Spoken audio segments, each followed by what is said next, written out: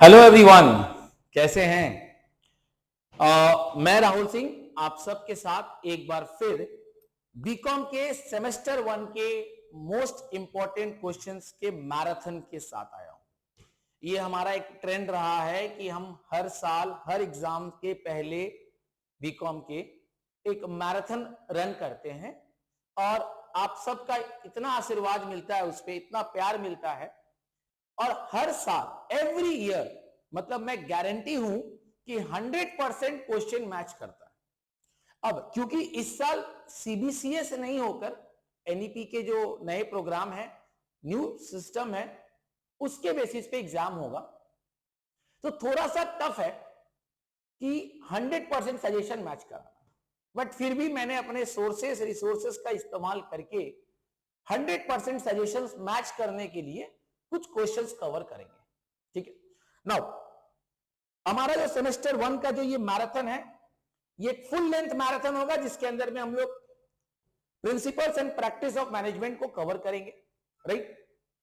Full 70 marks will be covered and I am 100% sure that 100% sure short questions will be covered.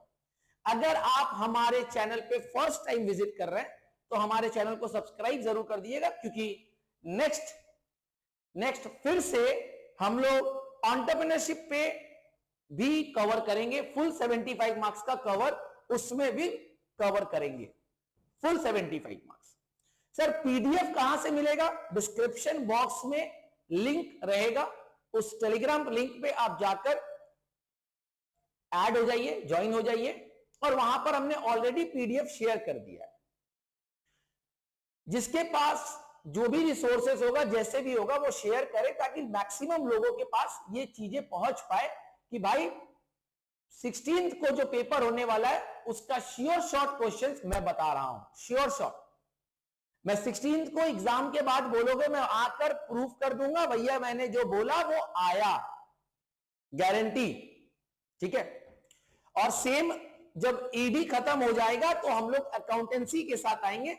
But accountancy क्या है, एक दिन में cover नहीं होगा, तो अकाउंटेंसी के लिए हो सकता है 2-3 सेशन हम लेंगे, जिसमें हम लोग पूरे 75 मार्क्स के श्योर शॉर्ट क्वेश्चंस बताएंगे, right. So let's start the session और हम लोग स्टार्ट करते हैं अपने टॉपिक के साथ।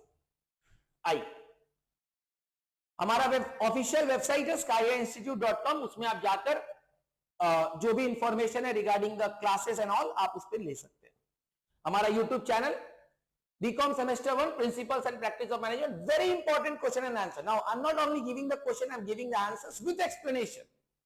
तो जो मैं आज पढ़ाऊंगा, जो भी मैराथन पढ़ाऊंगा, जो बच्चा इज्जत से सुन लिया, मैं इतना गारंटी करता हूं कि भैया एग्जाम हॉल में आप एक बार जरूर मुझे याद करोगे।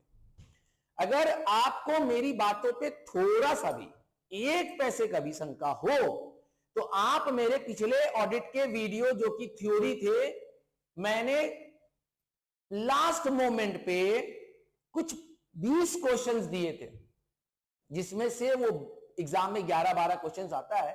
उस 20 क्वेश्चन में मेरा 10 की 11 क्वेश्चन कवर हो गया था, मतलब 75 मार्क्स कवर्ड हो गया था। इनफैक्ट मैंने श्योर शॉर्ट 5 क्वेश्चन बोला था, वो 5 क्वेश्चन 50 मार्क्स 60 मार्क्स का कवरेज था। मैंने बोला था कि लिख लो मेरी बात को, ठीक है। तो आप, मैं फिर कह रहा हूं, आज भी मैं बोलूंगा कुछ कुछ लिख लो, इंपॉर्टेंट है, मार्क कर लेना उसको, राइट। अभी तक लास्ट 8 इयर्स में हमारे 100% क्वेश्चंस मैच हुए हैं। ये हमारा टेलीग्राम लिंक है, आप इस टेलीग्राम लिंक से ज्वाइन कर सकते हैं। चलिए लेट्स स्टार्ट द टॉपिक। अब स्टार्ट करने से पहले ना मैं थोड़ा सा 1-2 चीजें आपको बता देता हूं कि सर पेपर पैटर्न क्या होगा। हालांकि बहुत लोगों ने पेपर पैटर्न बता दिया है, बट क्योंकि स्टार्ट करने से पहले मुझे यह बताना जरूरी है कि देखो 2 मार्क्स का क्वेश्चन आएगा, 5 मार्क्स का क्वेश्चन आएगा और 10 मार्क्स का क्वेश्चन आएगा। ये श्योर शॉर्ट है, 2 मार्क्स, 5 मार्क्स और 10 मार्क्स। 2 मार्क्स का 10 क्वेश्चन करना रहेगा आउट ऑफ 15 क्वेश्चन। 10 मार्क्स का 3 क्वेश्चन करना रहेगा, ये कितना हो गया भाई साहब, 20 मार्क्स। आउट ऑफ 5 क्वेश्चन आपको 3 क्वेश्चन करना रहेगा, ये हो गया 30 मार्क्स। और 5 मार्क्स का 5 क्वेश्चन करना रहेगा आउट ऑफ 8 क्वेश्चन, और ये हो गया आपका 25 मार्क्स। यहां आपका कंप्लीट 75 मार्क्स का पेपर हो गया। अब ये तो बहुत बेसिक सा बात है जो सबको पता है, but the most important part is कि किस चैप्टर से क्या इंपॉर्टेंस रखता है। देखो, अगर मैं एक एवरेज में बात करूं तो 5 चैप्टर से, और पांचों चैप्टर 15-15 मार्क्स के एवरेज को बनाए रखेंगे। अब वो एग्जाम हॉल में डिपेंड करता है, एग्जाम के पेपर पे डिपेंड करता है। देखो, जहां तक मुझे लगता है ना, जो मुझे मेरा कैलकुलेशन कहता है कि एवरी चैप्टर से एक 10 मार्क्स का क्वेश्चन मैच करेगा, 5 क्वेश्चंस देगा। पहला पॉइंट ये बहुत इंपॉर्टेंट है, हर चैप्टर से एक 10 मार्क्स का क्वेश्चन रहेगा। अब मैं उसमें 5 क्वेश्चन में, देखो सबसे बड़ा टारगेट ये है बेटा, तुम मानो चाहे मत मानो। अगर कोई बच्चे का ये अच्छा से हो गया तो देखो ये लिखने में बहुत मैटर नहीं करता, 2-2 मार्क्स का है, 4-4, 5-5, 6-6 line as per the situation आप उसको लिख लेंगे, right. But the point arises with this 10 marks question. मैं जो 5 क्वेश्चन एग्जाम में आएगा, मैं आपको करीब करीब लास्ट कल, आज तो मैं पूरा मैराथन कराऊंगा, कल फिर आऊंगा और कल फिर आकर मैं यहां पे कुछ 8-10 क्वेश्चन दूंगा, और वो 8-10 क्वेश्चन में से ऊपर वाला का आशीर्वाद रहा तो 3 क्वेश्चन जो तुमको करना है वो काम लायक हो जाएगा। होप इट इज क्लियर, ठीक है। तो पहला टारगेट तो भैया आपको ये लेना, 5-5 मार्क्स वाला मैं बताते जाऊंगा कि हाँ ये इंपॉर्टेंट है, ये करते जाना। अच्छा, अब देखो 2 मार्क्स के क्वेश्चन उतना इंपॉर्टेंट क्यों नहीं रोल प्ले करेगा। मैंने अपने क्लास में हमेशा कहा है कि लेट्स से अगर आप चैप्टर 1 पे जाते हो, ध्यान से सुनना मेरी बात को, अगर आप चैप्टर 1 पे जाते हो और आपको बोला जाता है कि भाई साहब एग्जाम में क्वेश्चन आने वाला इंपॉर्टेंस ऑफ मैनेजमेंट या features of management, whatever it is, या different levels of management, 5 marks के लिए पूछता है। देखो, मैं हमेशा कहता हूं कि हर चैप्टर का definition is very very important, क्योंकि उसके 2 फायदे हैं। लेट्स से आपको एग्जाम में बोला इंपॉर्टेंस ऑफ मैनेजमेंट लिखना है, तो मैं अपने बच्चों को कहता हूं कि भैया 3 पैराग्राफ में आंसर लिखना। ये फ्रेमिंग मैं क्यों सिखाता हूं, क्योंकि मैंने यूपीएससी पढ़ाया, मैं यूपीएससी के कॉमर्स एंड अकाउंटेंसी ऑप्शनल के का फैकल्टी रहा हुआ हूं 2 साल अनअकैडमी में, तो मुझे पता रहता है कि पेपर का पैटर्न क्या रहता है। इनफैक्ट हम एग्जामिनर भी है, तो मुझे पता रहता है कि आप किस तरीके से स्टूडेंट को हम लोग मार्क्स देते हैं। हमारे पास जो सैंपल आंसर्स आता है वो उस बेसिस को बना के दिया जाता है। हमारा एक आदत क्या होता है, 2 मार्क्स का 10 मार्क्स का क्वेश्चन लिखना शुरू कर दो। अरे नहीं बेटा, उसको कैसे फ्रेम करना है। मान लो 10 मार्क्स का क्वेश्चन आया, तो your target should be to write in 3 paragraph. Always make an habit, 10 marks का क्वेश्चन 3 पैराग्राफ। सर 3 पैराग्राफ कितना पेज, भूल जाओ, 3 पैराग्राफ। पहला पॉइंट, पहला जो भी टॉपिक पूछा है, let's say they are asking the importance of management, if they are asking importance of management, पहला इंट्रोडक्शन, 3 पैराग्राफ कैसे जाएगा, introduction, body and the conclusion, these are the 3 paragraphs. So let's say they are asking you the importance of management or structure of planning, anything, any topic.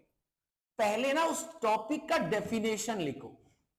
मतलब अगर आपसे importance of management पूछता है, पहले what is management बताओ। ये तरीका होता है बेटा एग्जाम में लिखने का।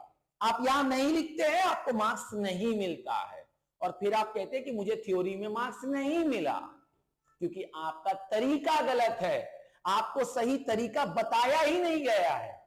सिंपल बात ये है, क्योंकि मैं पेपर चेक करता हूं, मैं एग्जामिनर्स, मतलब मेरी ये सारी चीजें आती है मेरे सामने, इसीलिए मुझे पता रहता है कि सैंपल कैसा होता है। ठीक है, ओके। तो इंट्रोडक्शन में हमेशा पहले उस टॉपिक का डेफिनेशन लिखो। अब इससे फायदा क्या है कि आपका 10 मार्क्स का क्वेश्चन का एक तरीका बना, लेवल बना। सेकेंड, अगर उसको 2 मार्क्स में कहीं पूछ दिया गया तो वो भी कवर हो गया रे मेरे भाई। यस और no, are you understanding my point? 2 फायदे दिख रहे। तो चीजों को हमेशा इस तरीके से पढ़ा जाता है, ठीक है। उसके बाद बॉडी में जो एक्चुअल चीज पूछा गया, कंक्लूजन में आप अपनी भावनाओं को 2-3 लाइन में लिखेंगे। आपको कुछ नहीं समझ में आएगा, जो आपने बॉडी में इंट्रोडक्शन में लिखा उसको समराइज करके 2-3 लाइन में कंक्लूड करिए। ये होता है एग्जाम का answer. and how we start. What is the importance of management? The importance of management are as follows. Point 1, point 2. Sir 10 marks का था सर, 12 पॉइंट लिखे, नहीं मिलेगा रे मार्क्स, आपको मार्क्स मिलेगा सजावट पे। देख मेरा बच्चा, एक बात को समझ, लॉजिक क्या है। हम लोग जब पेपर चेक करते हैं ना, तो हम लोग एक ऑब्जेक्टिव के साथ पेपर चेक करते हैं। हमें कुछ नहीं आता, हम आपके आंसर से उस कंसेप्ट को समझेंगे।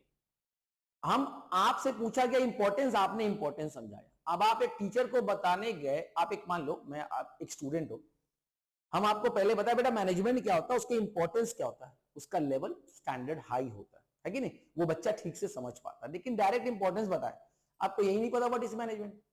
इसीलिए ये अप्रोच को प्लीज बनाइएगा एग्जाम हॉल में, आप करके देखिए, आपको मार्क्स में बेनिफिट दिख जाएगा। राइट, चलिए आगे बढ़ते हैं ना। बट ऑब्वियस है, पहला important question, what is management. इसके दो फायदे हैं। If they ask you what is the definition of management, you can write the definition of management. If they ask you any long answer related to the chapter of management, you will write the definition of management as an introduction. Yes or no? Clear to all? चलो, so now what is management? देखो simple बात बोले ना तो management का मतलब ही होता है, देखो वर्ड को देखना, मैनेज और मेंट, मैनेज और मेंट। मैनेज का मतलब होता है चीजों को अकॉर्डिंगली, चीजों को अकॉर्डिंगली, तरीके से, टैक्टफुली, मतलब एक प्रॉपर वे में टैक्टफुली।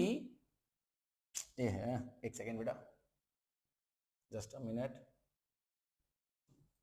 कहां थे, सॉरी कहां थे बेटा, हाँ। तो मैनेजमेंट में मैनेज का मतलब होता है टैक्टफुली। मैनेज का क्या मतलब होता है बेटा, टैक्टफुली। टैक्टफुली का मतलब क्या हुआ, तरीके से, एक प्रॉपर वे में। किसको सर, मैन को। किसको, मैन को। This is management, managing the man, managing the resources is the proper meaning of management. Whenever the resources which we have, sir, what are the resources we are talking about? We are talking about the human resources, that is the men, the people, the employees, the workers who are working in an organization. उस पूरे resources को properly manage करना। sir, what is this manage करना? मतलब resources are limited, using that resources in a proper way, in a tactful way is called management.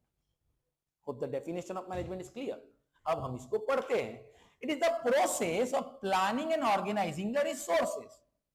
क्या करना है बेटा, रिसोर्सेस को पहले प्लान करना है और फिर ऑर्गेनाइज करना है। क्यों प्लान करना है? देखो एक बात बताना, सोचो समझो, स्टोरी को समझोगे तो लिखने में आसानी रहेगा।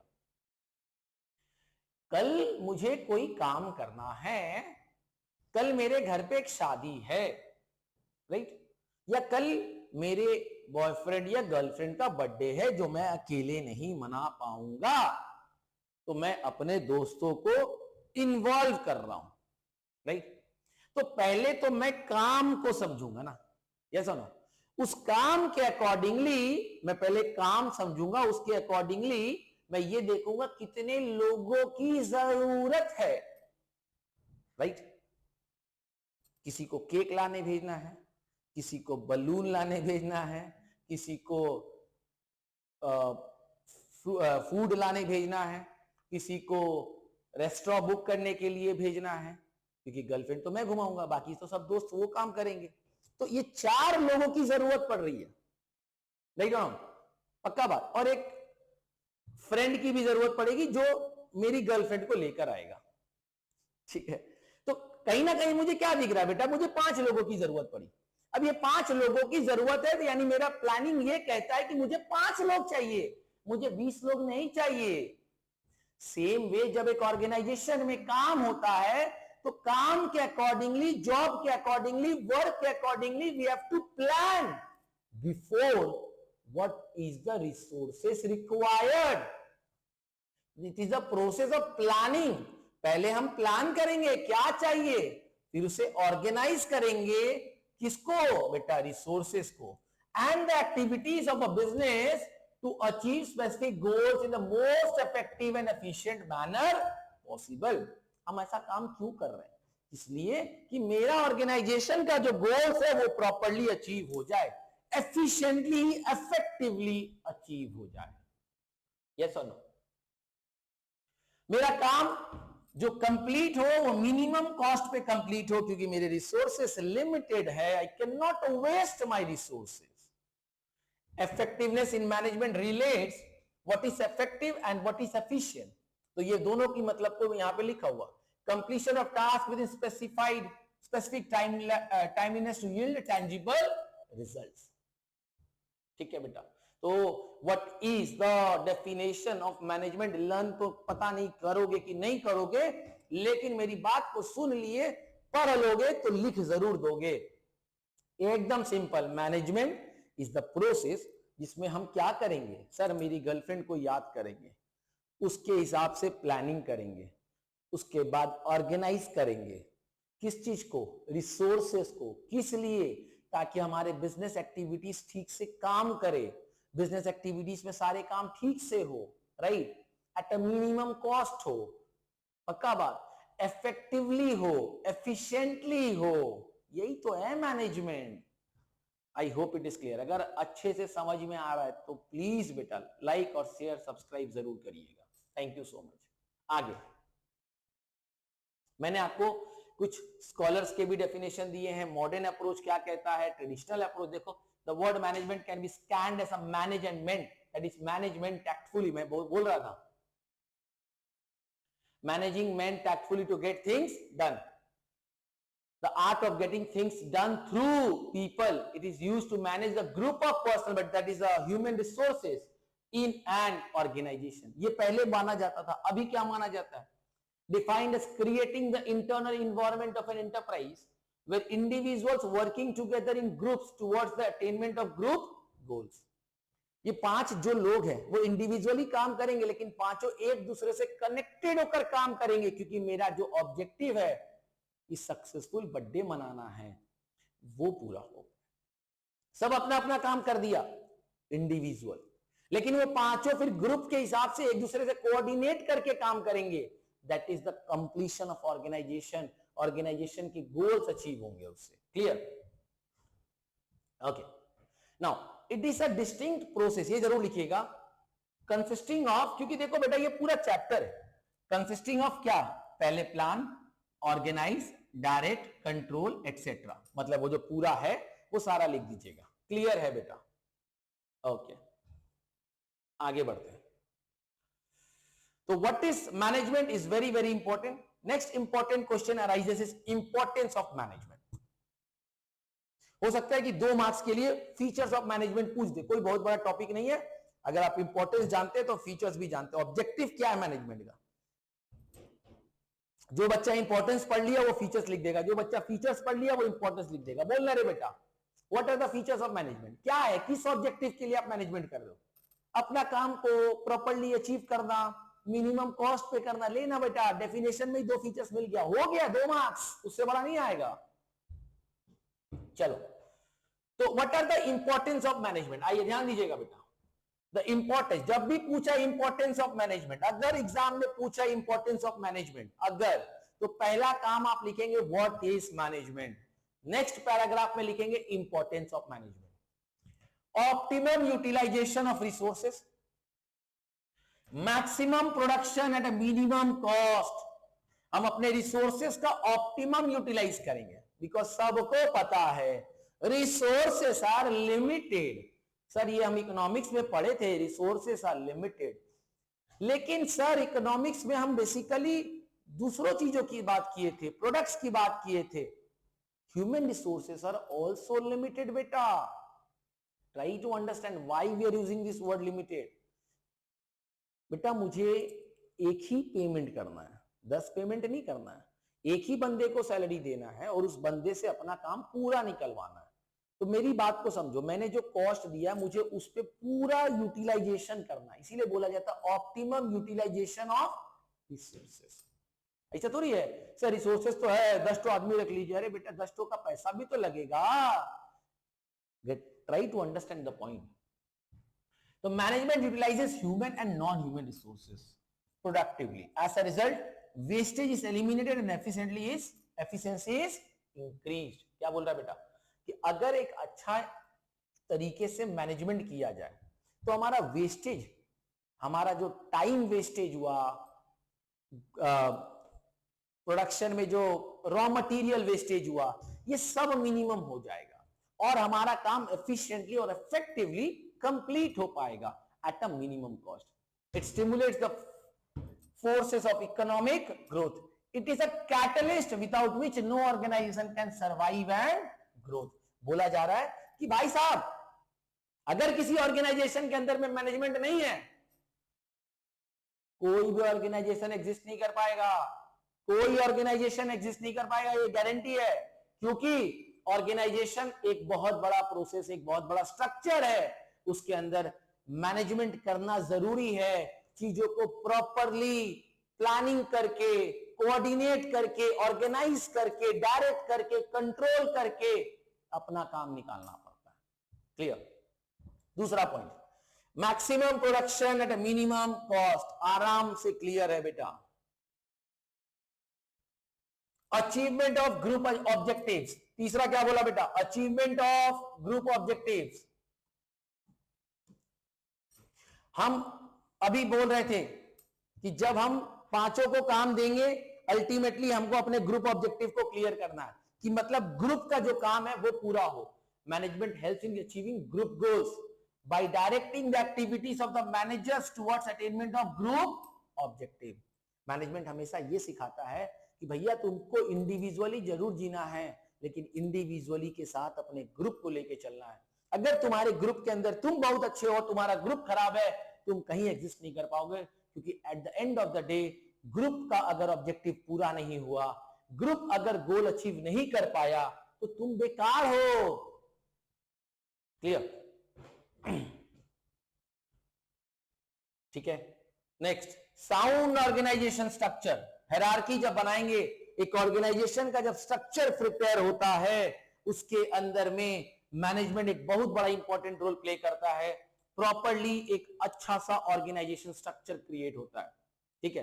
It establishes a sound organization structure in accordance with the desired objective. तो ये क्या करता है, कैसे होता है? देखो चीजों को समझना, ऑर्गेनाइजेशन स्ट्रक्चर कैसे बनता है, ध्यान से समझिएगा। फिर एक छोटा सा एग्जांपल, अभी मैं जैसे एग्जांपल कर रहा था कि एक बर्थडे पार्टी मनाना है, तो मैं अकेले काम नहीं कर सकता। तो मैंने क्या किया, अपने 5 दोस्तों को अपॉइंट किया। 5 दोस्तों को बोला कि भाई देख, तुझे ये काम करना, तुम्हें ये करना, तुम्हें ये करना, तुम्हें ये करना। मतलब हम अपने वर्कलोड को डिवाइड किए, यस और नो। और ये पांचों जब काम करेगा तो एक ग्रुप का काम होगा, और अल्टीमेटली जो मैं हूं, मतलब मैं ऑर्गेनाइजेशन हूं, मेरा काम अचीव हो गया। राइट और रॉन्ग? इंडिविजुअली जो काम को डिवाइड किया जा रहा है, this is the concept of organization structure established in the accordance with the design.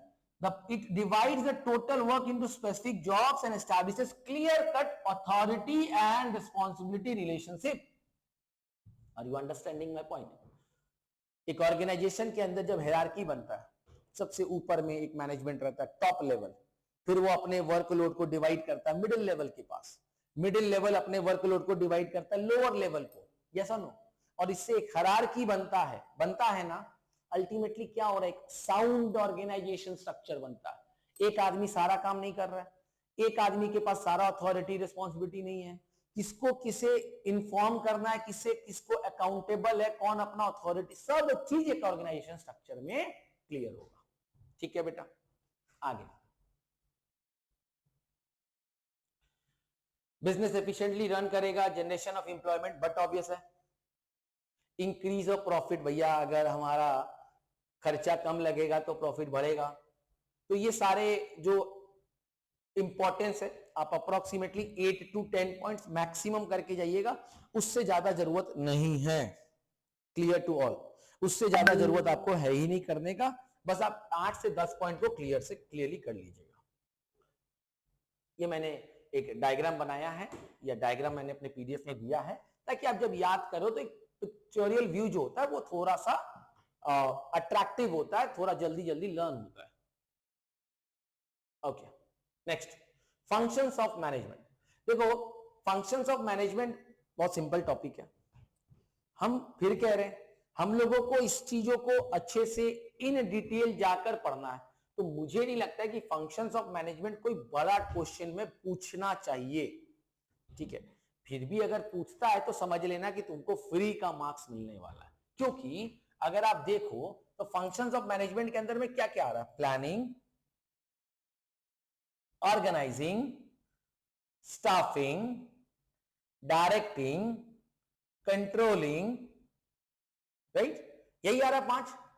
और भैया, मेरे भैया, यही तो 5 चैप्टर डिवाइड हुआ है। अरे हाँ सर, यही तो है सारे चैप्टर जो अपने को पढ़ना है इस टॉपिक में, इस सब्जेक्ट में। तो अगर गलती से पूछ ले तो तुम हर एक चैप्टर को पढ़कर आए हो, आपको छोटा छोटा छोटा छोटा लिखकर एक फंक्शंस बना देना है। क्लियर? कुछ बच्चे हमसे पूछते सर डायग्राम बना सकते एग्जाम में? देखो, अगर आपको समय है, आपके पास स्पेस है, यू कैन यूज दिस, इसमें कोई प्रॉब्लम नहीं होता है। टीचर हमेशा खुश रहता है इस सब चीज से। आइए एक बार धीरे धीरे थोड़ा थोड़ा करके सारे फंक्शंस को देख लेते हैं। अच्छा, what is the meaning of planning? Planning जो होता है वो क्या होता है? सर प्लानिंग हम पहले करते हैं कि प्लानिंग हम बाद में करते हैं? सर कोई काम करने से पहले प्लान होता है कि कोई काम करने के बाद प्लान होता है? सर बट ऑब्वियस है, प्लानिंग हमें फ्यूचर में क्या करना है उसके बेसिस पे हम प्रेजेंट में एक प्लान बनाएंगे, बिफोर एक एक्शन प्लान बनाएंगे। That is what planning means, right? एक मैनेजमेंट, एक ऑर्गेनाइजेशन में क्या काम होगा, कौन कैसे करेगा, कितने लोग चाहिए, ये सब क्या है बेटा? प्लानिंग। प्रोडक्शन डिपार्टमेंट में कितना माल चाहिए, सेल्स वाले बंदे को कहां माल भेजना है, मार्केटिंग वाले बंदे को किस जगह पर जाकर मार्केटिंग करना है, वहां पे किस तरह के लोग चाहिए, कितने लोग चाहिए, ये सारा चीज क्या है बेटा? प्लानिंग है। तो प्लानिंग हमेशा पहले होगा, क्योंकि प्लानिंग अगर अच्छा है तो आपका डिजायर्ड रिजल्ट अचीव हो जाएगा। तो planning is the conscious, what is conscious? दिमागी, मतलब आपके अंतरात्मा, determination of a future course of action to achieve the desired result. ये जो बॉक्स मैंने बनाया है, ये सब वर्ड्स को प्लीज यूज करिएगा एग्जाम में। It is the process of thinking before doing, करने से पहले सोचना is called planning. It depicts a framework within which other management functions will operate. It is a continuous process that takes place at all levels of management. Very, very important. It is a continuous process. क्या क्या करता है? What is to be done in future? कैसे करना है? Where, when, by whom? यही तो मैं कह रहा था, सारी बातें यही तो थी। पक्का पक्का तो छोटा छोटा लिखने का है बेटा। Planning involves the functions of decision making and problem solving. In other words, planning involves the selection of business objectives and deciding the future course of action. Hope it is clear. अब steps क्या क्या है, वो steps आप चाहो तो लिखो, नहीं लिखना है कोई बात नहीं है रे बेटा, तू एक बार पढ़ेगा सब समझ में आ जाएगा। पहले बिजनेस ऑब्जेक्टिव को सिलेक्ट करो, तुमको करना क्या है रे, हाँ या ना? कैसे करना है, development, evaluation, selection, not so important. मैं फिर कह रहा हूं, not so important, right? Now अब the moment you have planned everything, आप सब कुछ प्लान किए, अब उस प्लानिंग को ना पेपर पे या एक स्ट्रक्चर में लाकर खड़ा करोगे। समझना, मान लो हमको एक बिल्डिंग बनाना है, तो मैंने एक प्लान किया कि भाई मुझे इतना जगह लेना है, इतना इतना तल्ला बनाना है, ऐसे ऐसे करके रूम निकालना। लेट्स से ये प्लान हमने किया, प्लान हो गया, एवरीथिंग इज डन, कितना लोग चाहिए सब डिसाइड हो गया, ओके। अब ये सारा चीज को एक प्रॉपर वे में अरेंज करना है, that is called organizing. It is the process of bringing together whatever you have planned, that is the physical, financial, human, and developing productive relationship among them for achievement of organization goals. तो planning करने के ठीक बाद क्या करने का बेटा, क्या करना है बेटा, organizing. Hope it is clear. पक्का पक्का. प्लानिंग के बाद क्या आएगा, ऑर्गेनाइजिंग. ठीक है. According to Henry Fayol, to organize a business is to provide it with everything useful और इट्स फंक्शनिंग. ठीक है. ऑर्गेनाइज करेंगे कि भैया हमने जो प्लान किया उसको किस तरीके से इंप्लीमेंट करना है, तुम्हें क्या चाहिए बताओ, तुम्हें क्या चाहिए बताओ, और हम धीरे धीरे सामान देना शुरू करेंगे. ठीक है. प्लीज एक बार गो थ्रू करिए, फिर हम लोग आगे बढ़ते हैं.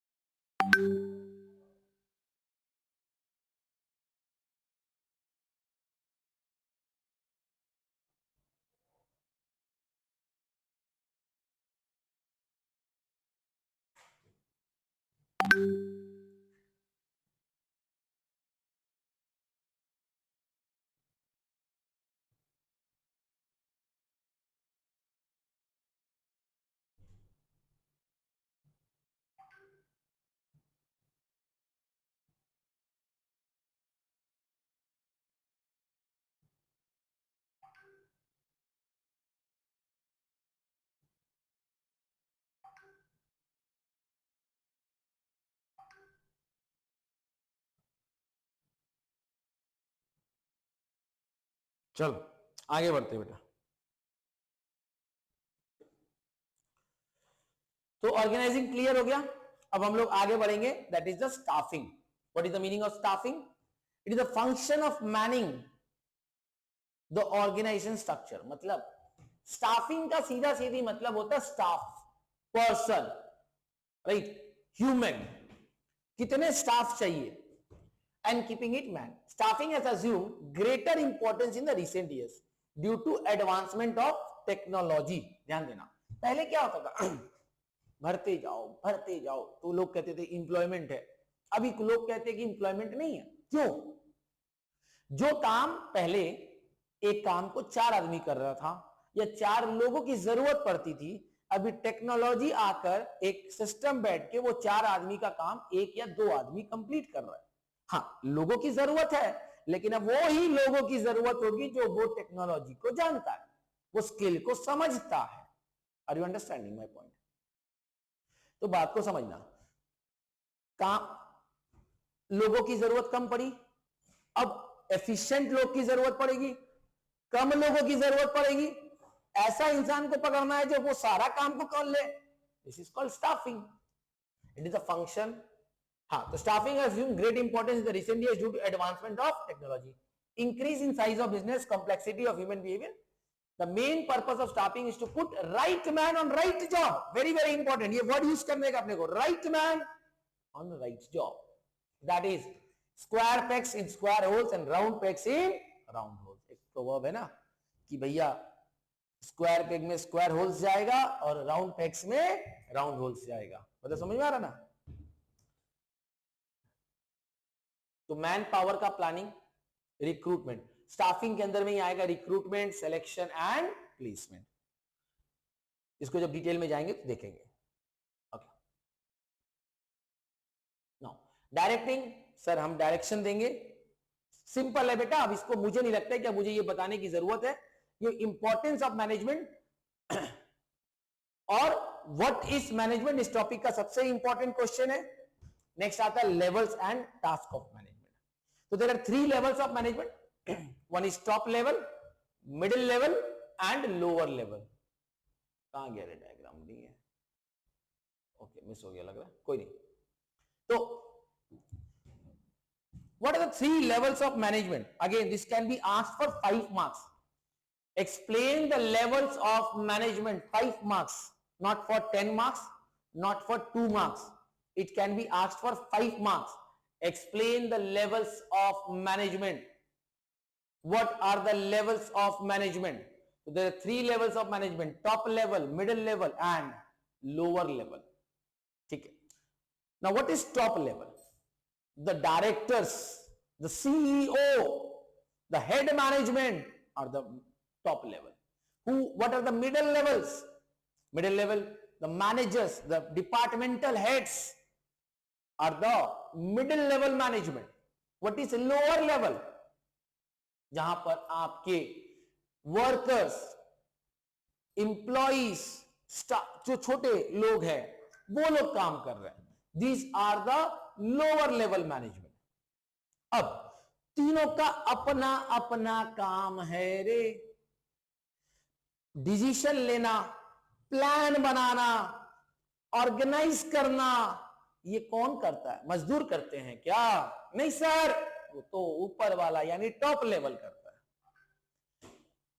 प्लान को बनाया, पॉलिसीज को बनाया किसने? सर टॉप लेवल को. लेकिन इसको इंप्लीमेंट कौन कराएगा? Sir middle level. Top level किसको बोलेगा? मिडिल वाला को. सबको ये काम करना है. मिडिल किसको बोलेगा? लोअर लेवल को. ऐसे ऐसे काम करना है. Are you understanding my point? तो ये फ्लो को समझो. फ्लो ये कहता है कि भैया अगर मैं कह दूं कि मान लो ये ट्रायंगल है, इसमें टॉप है, ये मिडिल है और ये लोअर है, तो अथॉरिटी कैसे पास हो रहा है? ऊपर से नीचे. डेलीगेशन ऑफ अथॉरिटी कैसे हो रहा है बेटा? ऊपर से नीचे हो रहा है ना. टॉप लेवल किसको दे रहा है? मिडिल को. मिडिल किसको दे रहा है? लोअर को. अकाउंटेबिलिटी कैसे जा रहा है? नीचे से ऊपर. अकाउंटेबिलिटी का मतलब होता है जवाबदेही. अकाउंटेबिलिटी का मतलब क्या होता है बेटा? जवाबदेही. बेटा ये सब वर्ड यूज करना होगा, राइट. लोअर किसको जवाब देगा? मिडिल को. मिडिल किसको देगा? टॉप को. You can not break this hierarchy. और टॉप कभी लोअर से और लोअर कभी टॉप से कोई डिस्कशन नहीं करता इन जनरल, वरना टॉप का इज्जत खत्म हो जाएगा. Are you understanding my point? तो ये हायरार्की को फॉलो करना पड़ता है. ठीक है. ऑर्गेनाइजेशन के गोल्स को कौन बनाता है? ऑब्जेक्टिव्स को कौन डिसाइड करता है? प्लान्स कौन बनाता है? Top level. उस प्लान्स को इंप्लीमेंट ऑर्गेनाइजेशन के अंदर में किसको कराने का जिम्मेदारी है? Middle level. और उसको फॉलो कौन करता है रे? Lower level. Are you understanding? Production का काम किसका है? Lower level. दोनों मैनेज करने का काम किसका है? Middle level. Are you understanding my point? तो ये पूरा स्टोरी को समझो, तब आपको समझ में आएगा. ओके, तो अभी एक बार देख लेते हैं. It is the highest level. एक बार गो थ्रू करो फटाफट. गो थ्रू करो फटाफट.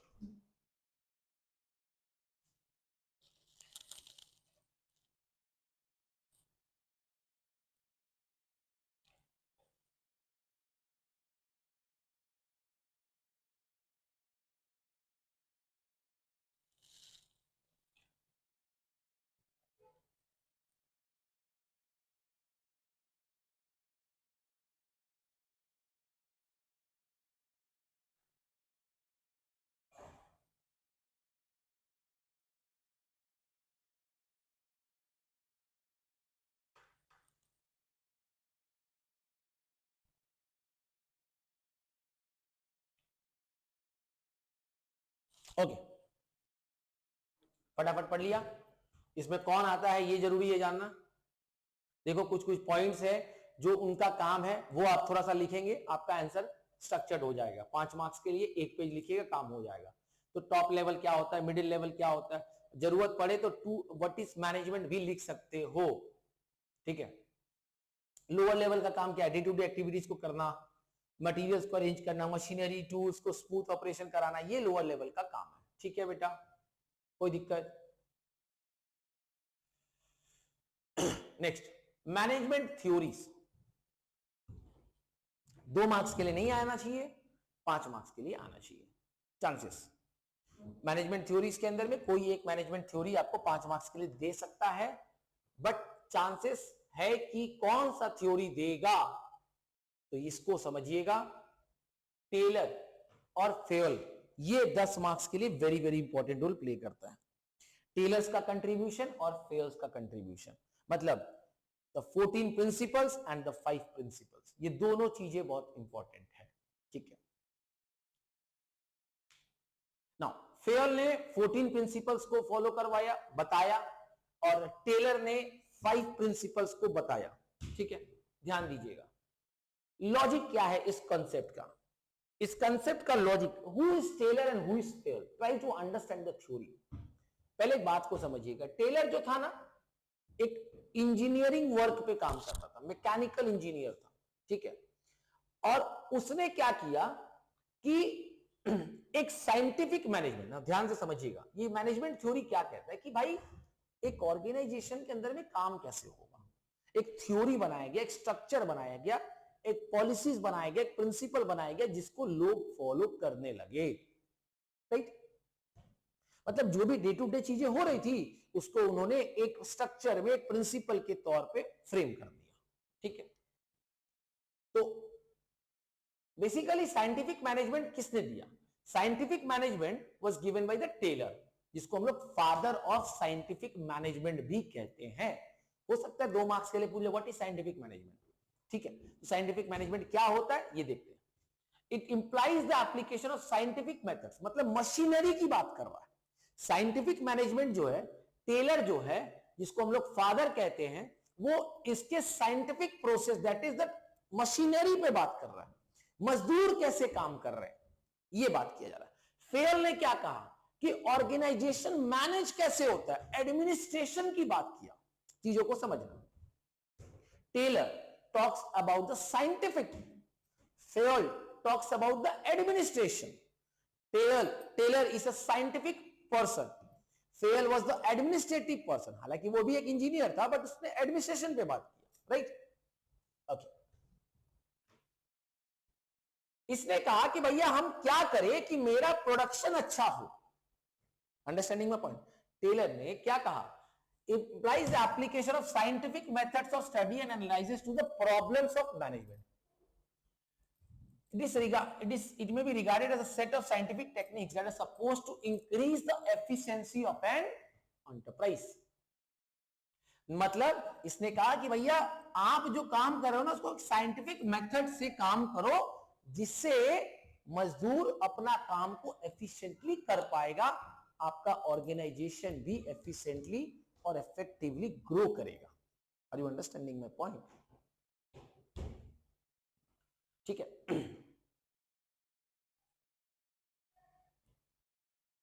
बेसिकली इसमें जो इंपॉर्टेंट है, ये क्या प्रिंसिपल्स बनाया इसको समझिएगा।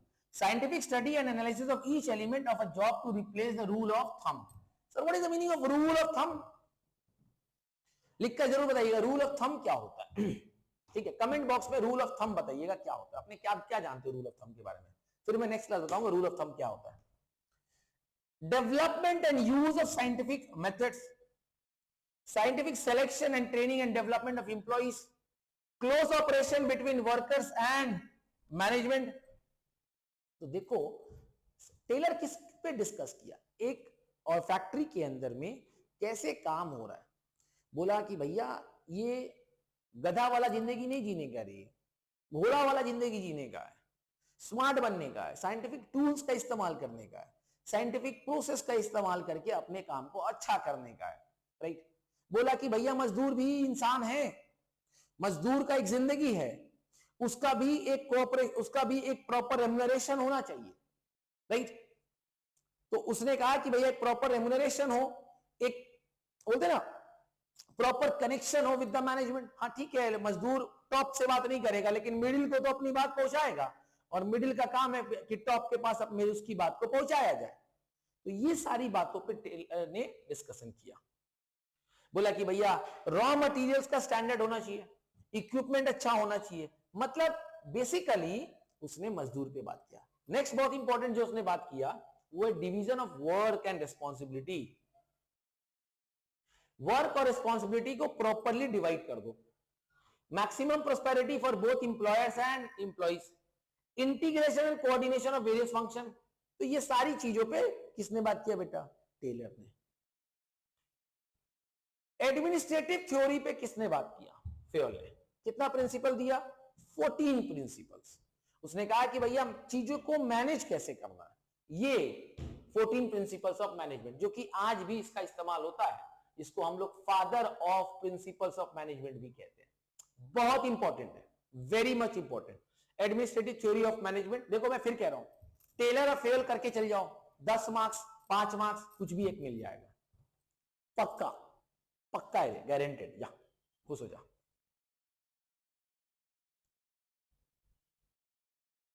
फटाफट इसके रेफरेंसेस को देखिएगा। तो इसको टेलर ने दिया, इसको फेल ने दिया। टेलर एक मैकेनिकल इंजीनियर था, ये माइनिंग इंजीनियर था। Taylor introduce principles of scientific management and functional foremanship along with the techniques such as methods of study, motion of study etc. इसने दैट यू सी, वो मैं shortcut सिखा दूंगा। Principles are applicable to specialized situations. Principles are accepted everywhere and are universal in, मैंने कहा ना इसका सबसे ज्यादा यूज होता है। बेसिकली टेलर ने किस पे बात किया कि भैया लोअर लेवल वर्कर्स का जो कंडीशन है वो सुधरना चाहिए, और इसने किसकी बात किया कि भैया जो फंक्शंस ऑफ द मैनेजमेंट है वो कैसे अच्छा चलेगा। ठीक है, it focus was on improving the overall administration of an organization, और ये productivity along with the workers efficiency. Taylor is called the father of scientific management, और ये फादर ऑफ एडमिनिस्ट्रेटिव मैनेजमेंट या जनरल मैनेजमेंट। ठीक है, chapter 1 से आपको बस इतना ही करने का। These are the most important question. I believe importance of management, Taylor Fayol और व्हाट इज मैनेजमेंट, 3 क्वेश्चन करके चल जाओ, जय जय श्री राम हो जाएगा। राइट, तो चैप्टर 1 तो डन हो गया। अब हम बात करेंगे चैप्टर 2 पे। देखो बहुत मेहनत कर रहा हूं बेटा आपके लिए, इंपॉर्टेंट क्वेश्चंस को एक बार ओवरव्यू कर रहा हूं। ठीक है, अच्छे से प्लीज इसको फॉलो करिए, और सुनो ना सुनो क्वेश्चन जरूर सुन लेना, एग्जाम में वो बहुत इंपॉर्टेंट है, बाकी आपका चॉइस। ठीक है, तो व्हाट इज प्लानिंग, इसके बारे में हम पहले भी डिस्कस कर चुके हैं।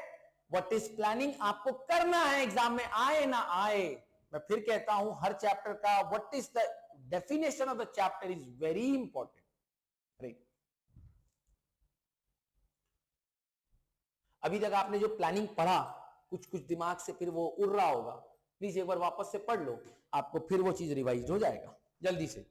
Planning is the determination of a future course of action to achieve any desired result.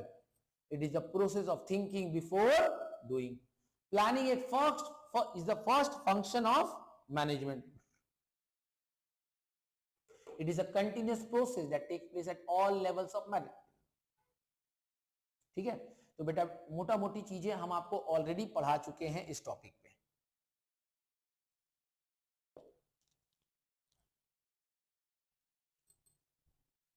Clear?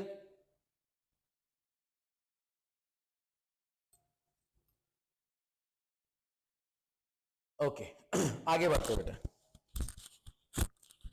Okay, तो जो 4 मेजर एस्पेक्ट्स की बात है, थोड़ा सा इशू हो गया था ऑडियो का, वो मैं ठीक कर दूं। चलो, 4 मेजर एस्पेक्ट्स क्या है, very very important. It is an intellectual activity. भैया जब भी आप कोई चीज का प्लानिंग करते हो, क्या सब कोई प्लानिंग कर लेगा? सर करने का तो कोई भी कर ले, बट उस प्लानिंग को सक्सेसफुली इंप्लीमेंट कराना है वो एक रैशनल पर्सन ही कर सकता है, जो समझदार है, इंटेलेक्चुअल है, जिसके अंदर वो नॉलेज है। Planning involves foreseeing the future development, forecasting करना है, एंड देन उसके बेसिस पे डिसीजन लेना है।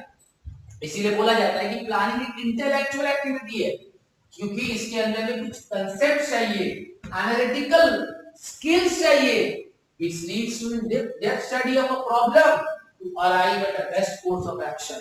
जब मैं प्लानिंग करता हूं तो मैं हर एक एंगल को देखने की कोशिश करता हूं, ये करूंगा तो ये हो सकता है, ऐसे करूंगा तो वो हो सकता है। Are you understanding my point? तो प्लानिंग जो है ना इंटेलेक्चुअल प्रोसेस, जहां पर इन डेप्थ नॉलेज की जरूरत है।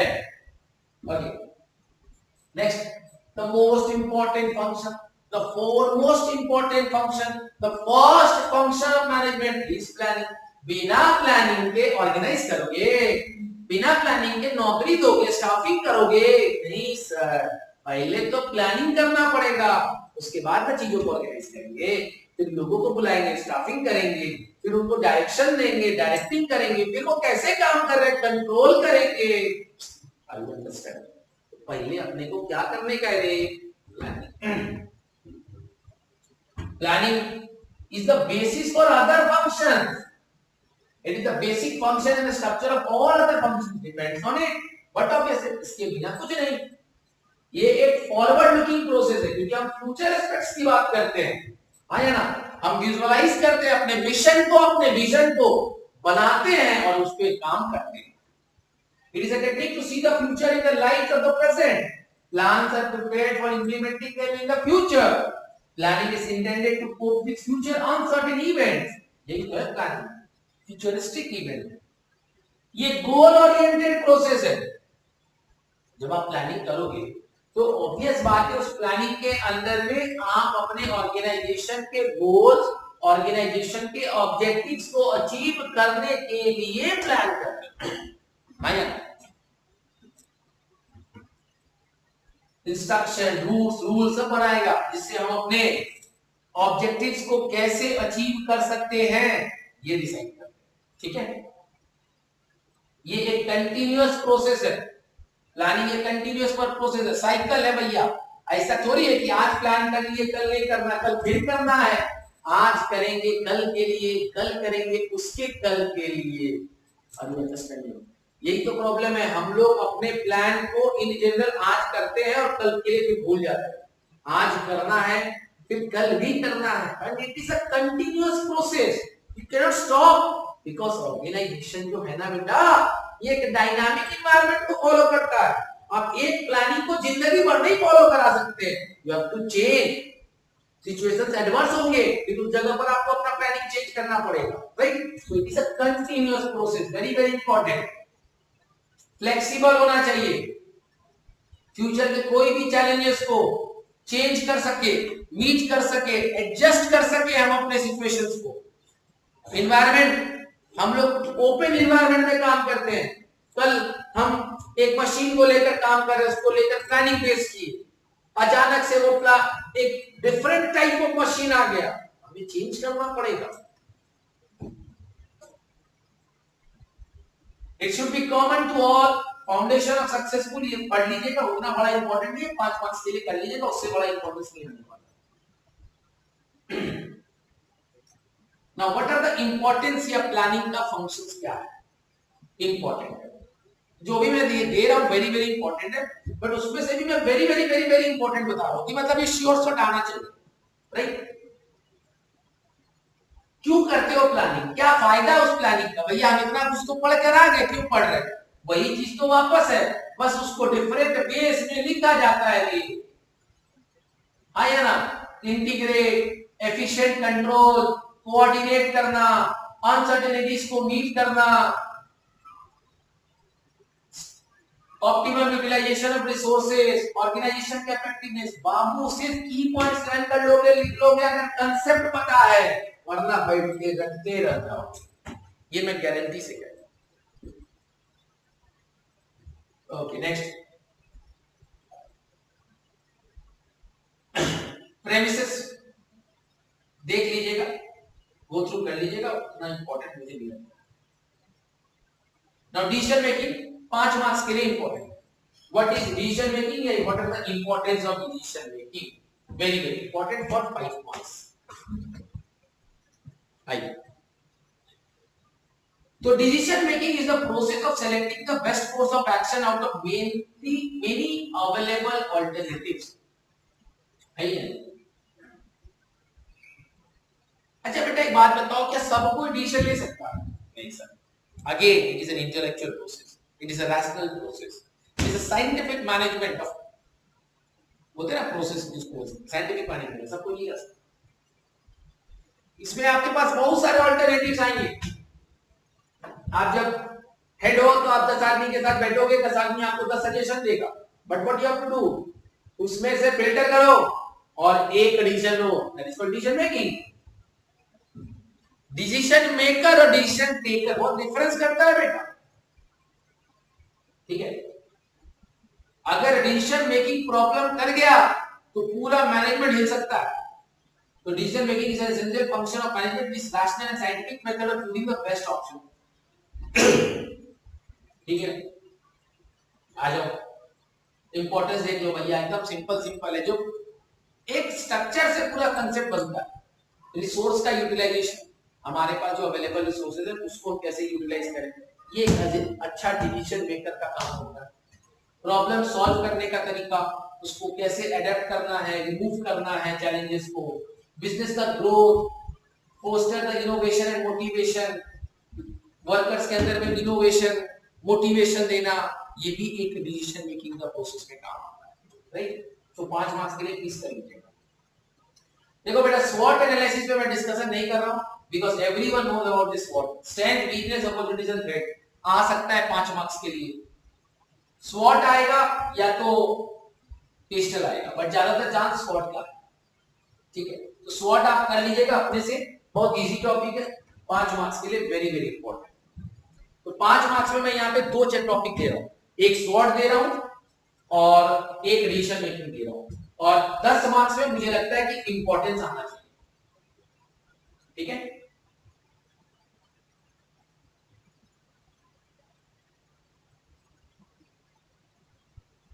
दो चैप्टर को कवर किया।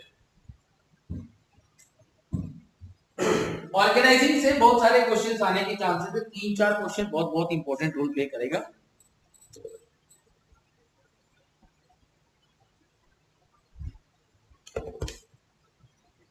ओके, सो ऑर्गेनाइजिंग क्या होता है बेटा, देखो हम लोग स्टार्टिंग देखे थे मैनेजमेंट के बाद हमने देखे इंपॉर्टेंस में देखा, उसके बाद हमने प्लानिंग के बाद किया, प्लानिंग प्राइमरी फंक्शन है, पोस्ट फंक्शन है, प्लानिंग के बाद क्या करने का है, ऑर्गेनाइजिंग, तो it is the second basic function of the management. देखो सिंपल, जब ऑर्गेनाइजिंग आएगा ना, ये वर्ड याद रखना, अरेंज करना, डायरेक्ट करना, कोऑर्डिनेट करना, कंट्रोल करना, या organizing is the function through which management क्या करता है बेटा, डायरेक्ट करता है, कोऑर्डिनेट करता है और कंट्रोल करता है, किस चीज को, द बिजनेस ऑपरेशन, ताकि उसका ऑर्गेनाइजेशन स्ट्रक्चर प्रॉपर वे में जो प्लान है वो काम कर सके, राइट। तो organization aims at achieving optimum coordination of various function. तो सिंपल सा लॉजिक है, ऑर्गेनाइजिंग क्या होता है, इसके अंदर में स्टेप्स बहुत इंपॉर्टेंट रोल प्ले कर सकता है फॉर 5 और 10 marks, right. Steps are most important, लेकिन इससे ज्यादा जो मुझे लगता है, जो सबसे ज्यादा है, वो types of organization structure 2 marks या 5 मार्क्स से पूछेगा, बड़ा क्वेश्चन नहीं पूछना चाहिए। तो सबसे ज्यादा मुझे लगता है कि इंपॉर्टेंट है, डिपार्टमेंटेशन इज इंपॉर्टेंट फॉर 5 मार्क्स, मैं आऊंगा इसको बताऊंगा।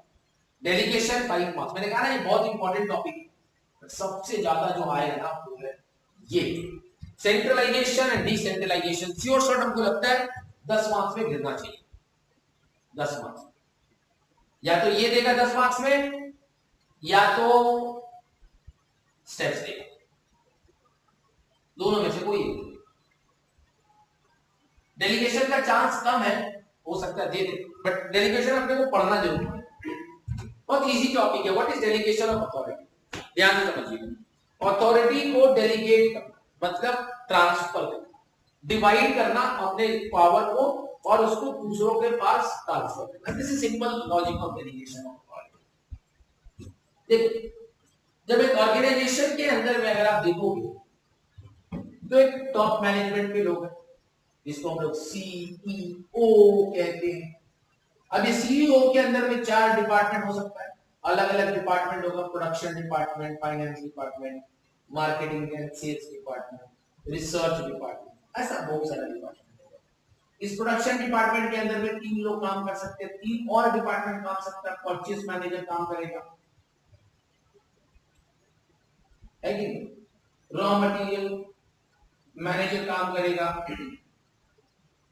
स्टोर मैनेजर काम करेगा, इस तरीके से मैनेजर काम करते हैं और फिर इसके अंदर भी लोग काम करते हैं। तो होता क्या है, ये अपना पावर इनमें बांटा, कुछ पावर अपना 100% पावर में से कुछ पावर इनके हाथ में ट्रांसफर करते हैं, इसे हम डिसेंट्रलाइजेशन भी कहते हैं। फिर ये क्या करेगा, अपने पास अपने गिवन पावर का कुछ पावर अपने पास रखेगा और इसको ट्रांसफर कर देगा। इसी को डेलीगेशन ऑफ अथॉरिटी भी कहते हैं और डिसेंट्रलाइजेशन भी कहते हैं। तो अगर कंसेप्ट समझ गए ना तो लिखने में प्रॉब्लम नहीं है, राइट। तो what is delegation? It's a process of assigning various degrees of decision making authority to इसको सबऑर्डिनेट्स, अपने juniors. It means conferring of authority among subordinates to enable them to perform their assigned duties. ऐसा क्यों important? Delegation of authority इसलिए important है क्योंकि quick decision लेने में काम। हम जब अपना पावर आपके हाथ में दिए, कुछ पावर आपको दिए, ठीक है, आपको हम अथॉरिटी देते, तो क्या हो, छोटा मोटा चीज के लिए सर कर ले क्या, छोटा मोटा काम का पावर आपके पास है, आप उसका डिसीजन ले, कुछ पोर्शन मेरे पास है, वो मुझसे पूछ ले। मतलब क्विक डिसीजन लेते समय आप अपने से काम कर सकते हो। देखो, it is an administrative process of getting things done by subordinate. Subordinate अपना काम खुद से कर लेगा, कुछ के काम नहीं करना।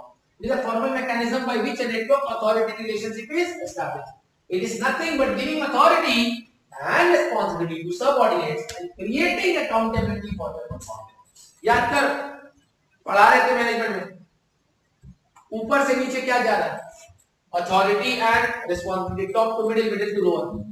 अकाउंटेबिलिटी जवाबदेही कौन देगा, lower to middle, middle to top. तो ये पूरा एक नेटवर्क ही तो है ना भाई साहब। हाँ या ना। नेक्स्ट है principles of delegation of authority. क्या फायदा है इसका? Principle of unity of command. Sir what is the unity of command? Sir ये किसका बात सुनेगा, एक मालिक का। इस लेवल पे 4 लोग हैं लेकिन वो सिर्फ एक का सुन रहा है। दिस इज कॉल्ड, उसका कमांड एक आदमी के पास है, वो एक आदमी को इंस्ट्रक्शंस उसके सुन रहा है और उसी कंसर्न सुपीरियर को जवाब दे रहा है, right. This principle states that a subordinate should get instruction from only one superior. Unity, one command. Unity मतलब one. Unity of command, one command, one power. And is accountable only to the concerned superior. Dual accountability. अब ये बोलेगा कि purchase में finance बोलेगा हमको भी जवाब दो, सेल्स बोलेगा हमको भी जवाब दो, तो बेटा जिंदगी भर जवाब ही देगा, काम कुछ नहीं करेगा। और इसमें ना कंफ्यूजन होगा, ठीक है। एक मालिक होने से प्रॉब्लम नहीं। Principle of parity of authority and responsibility. Authority should be commensurate with responsibility, है ना। अथॉरिटी, जितना हम तुमको अथॉरिटी दे रहे हैं उतना ही तुमको रिस्पांसिबिलिटी भी होना चाहिए। अगर हम तुमको कोई पावर दे रहे हैं तो उतना ही रिस्पांसिबल तुमको बनना होगा। पावर हम तुमको 100 रुपए का दिए, रिस्पांसिबल तुम आधा कर रहे हो, बोला आधा जिम्मेदारी मेरा, पावर है तो है, ऐसे थोड़ी होता। If I am giving you the authority, the delegation of authority is done to you, then it is your responsibility to take the decision, right? तो parity मतलब pairing of authority and responsibility. Authority without responsibility, no, will make the subordinate a careless person. Authority दे दिए, but तुम responsible नहीं हो, कुर्सी पर बैठे हैं, अरे हम तो मालिक है, अपना मालिक आपको बोला तो मालिक हो, लेकिन हम जिम्मेदारी नहीं लेंगे, हम कोई काम नहीं करेंगे। On the other hand, responsibility without account authority will make the subordinate an inefficient person. जिम्मेदारी है पर पावर नहीं है, तो अब क्या करेंगे, काम करते रहेंगे लेकिन हम इनएफिशिएंट रहेंगे, एफिशिएंट कभी बनेंगे नहीं क्योंकि मेरे पास पावर नहीं है एफिशिएंट रहने का। Understand? So there should be a proper balance between the authority and responsibility. Parity मतलब पेयर करना, दोनों एक जैसा चले। Principle of absoluteness of responsibility जो पढ़े वही चीज है। A superior can delegate authority but not responsibility. Responsibility तो खुद से आता है ना भाई मेरे, हम तुमको क्या देंगे, अथॉरिटी, तुम खुद से क्या लोगे, रिस्पांसिबिलिटी, और फिर तुम क्या दोगे जवाब, अकाउंटेबिलिटी। नहीं समझा क्या? अरे बेटा हम तेरे को बोले तुझे ये पावर देता हूं, तू ये सब काम खुद से कर लेना। अब तेरे अंदर अच्छा है, वाह भैया मुझे इतना पावर दिए हैं, I have the authority. Authority के साथ अब अंदर से आएगा, भैया मेरे पे विश्वास किए, मुझे पावर दी है, अब मेरा भी एक जिम्मेदारी होता है, रिस्पॉन्सिबिलिटी, राइट, अंडरस्टैंडिंग। तो सुपीरियर अथॉरिटी दे सकता है, रिस्पॉन्सिबिलिटी नहीं, वो तो खुद से आ रहा है, it's an obligation which can neither be delegated nor be temporary shifted. A superior is accountable for all acts of his subordinate whether good or bad, ठीक है। Principles of delegation bye results, effective communication, please आप इसको पढ़ लेना बेटा, इतना अच्छे से एक्सप्लेनेशन दे चुके हैं कि आपको जरूरत नहीं पड़ेगा। ओके, अच्छा, बीकॉम सेमेस्टर 2 का क्लासेस हम लोगों का फर्स्ट वीक ऑफ मे से स्टार्ट हो रहा है at a very low cost of ₹1000 per month for all subject, ₹1000 per month, 1000 रुपया में सारा सब्जेक्ट मैथ के साथ, ठीक है। First week of May exam दे दो, 2-4 दिन एंजॉय कर लो, फिर नाउ नेक्स्ट आता है सेंट्रलाइजेशन और डिसेंट्रलाइजेशन। सेंट्रलाइजेशन ऑफ अथॉरिटी का मतलब ये होता है जहां पे पावर एक आदमी के पास है। डिसेंट्रलाइजेशन जहां पर अभी दे रहे थे कि अथॉरिटी डेलीगेट किया जा रहा है, जिसको डिसेंट्रलाइजेशन, ठीक है, top to middle, middle to lower, लेकिन यह सारा पावर किसके पास है, टॉप के पास। तो ये पूछेगा, डिफरेंसेस पूछेगा, इसके प्लीज आप अच्छे से करके जाइएगा, प्लीज इसे। नेक्स्ट आता है span of management. What is span of management?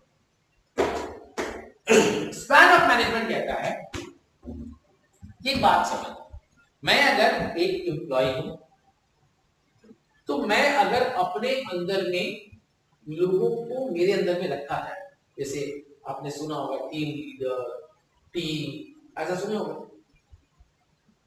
तो होता क्या चीजों को समझ, जब एक हायरार्की बनता है तो ये देखा जाता है कि भाई अगर मेरे अंदर में 4 लोग हैं तो मतलब मैं इस 4 को प्रॉपर्ली मैनेज कर सकता हूं कि नहीं, राइट। अब उस 4 में मान लो, ऐसे मैं समझाने की कोशिश करता हूं, एक टॉप मैनेजमेंट अपना पावर को डिवाइड किया 3 आदमी, और फिर ये काम करवा रहा है 25 आदमी से, ये करवा रहा है 30 आदमी से। तो पॉइंट ये है कि ये जो इंसान है वो कितने लोगों को कंट्रोल कर सकता है। मतलब मेरा, अगर मैं सुपीरियर हूं, अगर मैं एक सबऑर्डिनेट, मतलब एक सुपीरियर बोले कि सबऑर्डिनेट नहीं बोलते, अगर मैं एक सुपीरियर हूं तो मैं अपने अंदर में कितने लोगों को काम करवा सकता हूं। सर ये फिक्स नहीं हो सकता, ये फिक्स नहीं हो सकता, लेकिन इसको लिमिट जरूर किया जाएगा। According to the efficiency of the superior the management should make a number. Management को ये देखना होगा कि सुपीरियर का पावर क्या है, एफिशिएंसी क्या है, उसके बेसिस पे उसके अंदर में उसके टीम को डाले। अब मैं उसके अंदर में 100 लोगों को डाल दिया और वो काम करवा ही नहीं सकता, तो यहां स्पैन ऑफ मैनेजमेंट काम होता है। स्पैन क्या करता है? A superior cannot manage unlimited number of subordinates working under his control at a given time. Refers to the number of subordinates whose work can be managed efficiently by the superior at a time. Understanding my point? मैं अपने अंदर में कितने लोगों को properly काम करा सकता हूँ, ये मेरे एफिशिएंसी का मैटर है, और मैं कितने अच्छे से उसको काम करवाऊँ। It plays a vital role in dividing the managerial work under the command of different managers. This is very important. Her managers के अंदर में जो टीम बनता है वो बहुत इंपॉर्टेंट रोल प्ले करता है। अगर एक मैनेजर का गलत टीम बन गया, ज्यादा नंबर्स बन गया, तो वो चीजें ठीक से नहीं होगा। स्पैन ऑफ मैनेजमेंट नैरो हो जाएगा अगर आपका ग्रुप छोटा है, वाइडर हो जाएगा अगर आपका ग्रुप बड़ा है। सिंपल सा बात है, ये लिमिट नहीं कर सकते। Experts have spent a lot of time to determine the ideal span of management. The exact span of management differs from one situation to another. बताए थे अभी, which depends on the variable of the situation. There is no optimum span of management in all situations. Efficiency of managers and the structure of organization the direct impact on the span of management. Right? So it is clear. पढ़ लीजिएगा इसको। Next chapter is directing. Break लो, पानी पियो, फिर पढ़ो। Okay चलो, तो डायरेक्टिंग आज के लिए यही लास्ट टॉपिक रहेगा।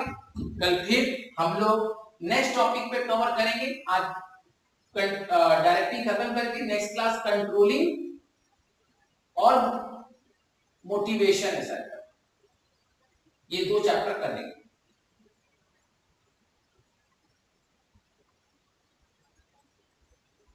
कोऑर्डिनेशन इजी है, छोटा टॉपिक है, ज्यादा बड़ा नहीं है। लीडरशिप और मोटिवेशन ये करेंगे, ठीक है। नेक्स्ट क्लास मतलब कल फर्स्ट हाफ में आपको ये वीडियो मिल जाएगा। आई गेस 1-2 बजे तक आपको ये वीडियो में प्रोवाइड कर दूंगा, ठीक है। अभी हम लोग इसको कंप्लीट करते हैं, दैट इज कॉल्ड डायरेक्टिंग। छोटा सा टॉपिक है, फटाफट इसको complete. Now what is the meaning of directing? तो डायरेक्टिंग का बहुत सिंपल सा मीनिंग है भाई, चीजों को समझना। क्या हुआ स्टार्टिंग से, हम पहले प्लान किए, फिर क्या किया, ऑर्गेनाइज, चीजों को ऑर्गेनाइज किया, फिर हम उसको कोऑर्डिनेट किए। अब जब कोऑर्डिनेट हो गया, अब हम देखेंगे सुपरवाइज करेंगे चीजों को, कैसे कैसे काम हो रहा है, कैसे कैसे काम करवाना है, that is called directing. Directing is concern with influencing, चीजों को इन्फ्लुएंस करना, गाइड करना, सुपरवाइज करना, इंस्पायर करना, सब कुछ इसके अंदर में आता है। सबऑर्डिनेट से काम करवाना है, बाबू बोलो, सोना बोलो, हीरा बोलो, मोती बोलो, ये सब इसी के अंदर घुसो। डांट कर करवाओ, इंस्पायर करके करवाओ, गाइड करके कराओ, इन्फ्लुएंस करो, मोटिवेट करो, this is all that in a planned manner. Directing starts with issuing orders and instructions to the subordinates and ends with getting the work done. फिर से what is directing? Important role play कर सकता है 2 marks के लिए, और importance of directing 5 marks के लिए इंपॉर्टेंट रोल प्ले कर सकता है। तो आप ये 2 चीज को अच्छे से करके दीजिए, ठीक है।